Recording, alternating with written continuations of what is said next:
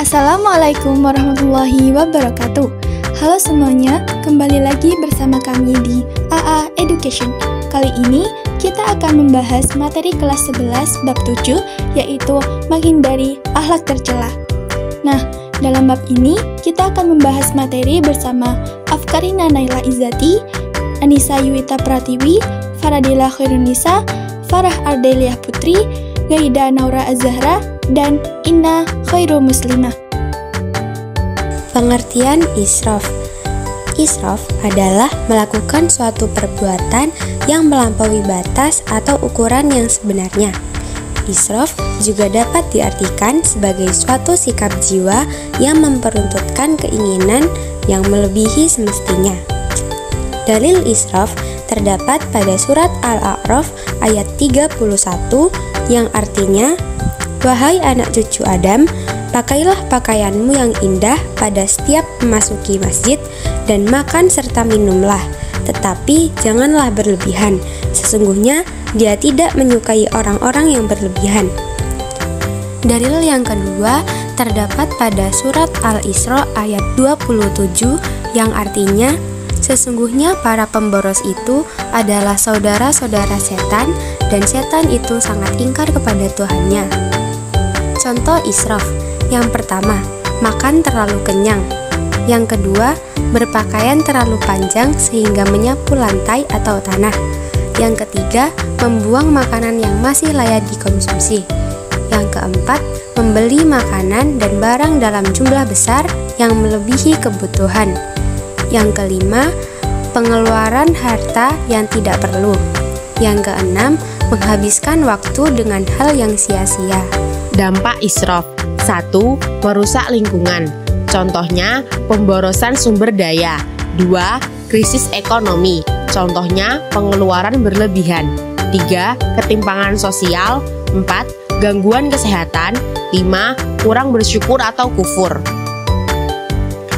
Upaya menghindari israf. 1. Menjauhi semua penyebab israf dan selalu bertawakal kepada Allah.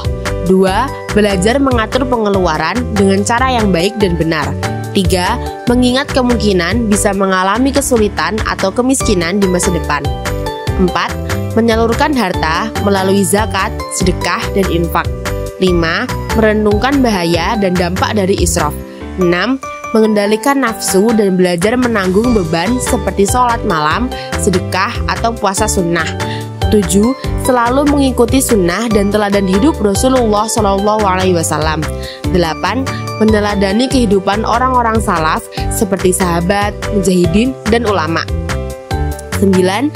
Menghindari berteman dengan orang-orang yang israf. Pengertian tabdzir.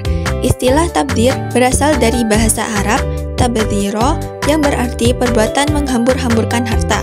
Secara istilah, boros adalah perbuatan yang dilakukan dengan cara menghambur-hamburkan uang ataupun barang dengan tujuan untuk memenuhi kesenangan duniawi. Sebagian ulama memahami tabdzir atau pemborosan sebagai sesuatu pengeluaran yang bukan hak. Jika seseorang mengeluarkan hartanya sebanyak apapun untuk sesuatu yang hak, maka orang tersebut tidak disebut sebagai pemboros. Sebaliknya, apabila seseorang mengeluarkan harta untuk perkara yang batil, walaupun sedikit, maka dia disebut pemboros. Dalil tabdzir terdapat di dalam surah Al-Isra ayat 26-27, yang artinya, "Dan berikanlah kepada keluarga-keluarga yang dekat akan haknya, kepada orang miskin dan orang yang dalam perjalanan, dan janganlah kamu menghambur-hamburkan hartamu secara boros. Sesungguhnya, pemboros-pemboros itu adalah saudara-saudara setan, dan setan itu adalah sangat ingkar kepada Tuhannya." Contoh dan dampak perbuatan tabdzir. Pertama, memberi sumbangan untuk kegiatan hura-hura dan kemaksiatan, misalnya untuk acara pesta minuman-minuman keras, walaupun dia tidak ikut meminumnya, maka sumbangannya tersebut termasuk pada perbuatan tabdzir. Yang kedua, mengkonsumsi makanan yang tidak ada manfaatnya dan justru membahayakan, misalnya membeli minuman-minuman keras, narkoba, dan lain-lain. Yang ketiga, membeli sesuatu yang tidak diambil manfaatnya. Yang keempat, kumpul-kumpul yang tidak jelas tujuannya. Ini termasuk tabdzir dalam soal waktu atau kesempatan. Dan yang kelima, segala sesuatu pembelanjaan yang tidak memperhitungkan tujuan dan kemanfaatan dan hanya menuruti kesenangan. Lalu bahaya sikap tabdzir. Orang yang memiliki perilaku tabdzir di mata Allah merupakan saudaranya setan. Dengan demikian, maka akan sulit membedakan perbuatan yang benar dan yang salah menurut agama. Baginya, sesuatu yang baik adalah yang dapat menyenangkan hatinya. Walaupun bertentangan dengan norma sosial, hukum, dan agama, dia akan menghalalkan segala cara untuk mengumpulkan harta atau uang sehingga dapat digunakan untuk menyenangkan hatinya. Apabila demikian, maka dia akan menjadi orang yang hedonis. Cara menghindari tabdzir: menentukan antara kebutuhan dan keinginan, menghindari perilaku boros, hemat dalam menggunakan air, listrik, dan kebutuhan lainnya, menyisihkan sebagian harta untuk bersedekah dan membayar zakat, bersyukur atas nikmat dari Allah Subhanahu wa Ta'ala, dan memanfaatkan waktu secara produktif. Pengertian bakhil. Bakhil atau kikir ialah menahan harta yang seharusnya dikeluarkan. Al-Jurjani dalam kitab At-Ta'rifat mendefinisikan bakhil dengan menahan hartanya sendiri. Ini menahan memberikan sesuatu pada diri dan orang lain yang sebenarnya tidak berhak untuk ditahan atau dicegah. Misalnya, uang, makanan, minuman, dan lain-lain. Ketika orang memiliki uang, makanan, dan minuman yang mestinya bisa diberikan kepada yang membutuhkan, kemudian enggan untuk memberikannya, maka ia adalah bakhil. Orang yang dapat menghindari perilaku bakhil, maka di sisi Allah digolongkan sebagai orang yang beruntung. Dalil bakhil. Dalil bakhil terdapat pada surat Ali Imran ayat 180.